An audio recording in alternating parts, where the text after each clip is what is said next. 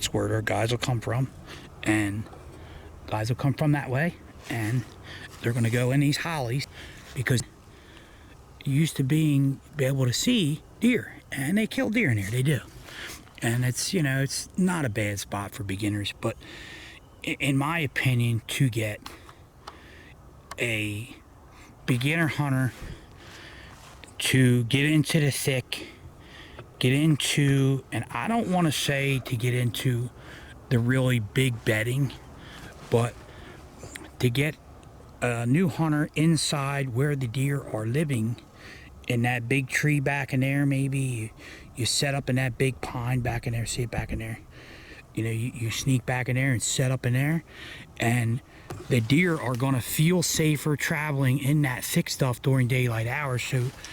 the result is you're going to see more deer, rather than as soon as these deer, any smart deer comes out to this road, they're going to stop, they're going to look up, they're going to scan, they're going to test the wind, they're going to be spooky, and then they're going to move on and be real spooky going through these hollies during hunting season, especially if it's heavily pressured, because they know that's where we are at. So in my opinion, in my areas, we got to start getting into this stuff. This is where you're going to see more deer,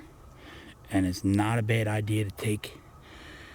your you know, your newbies or your kids or whatever, and just set up, even if you get a chair and set up on the ground, being wind savvy, or get 2 or 3 sticks up, even 1 stick up in a little pine or whatever inside this thick stuff, man.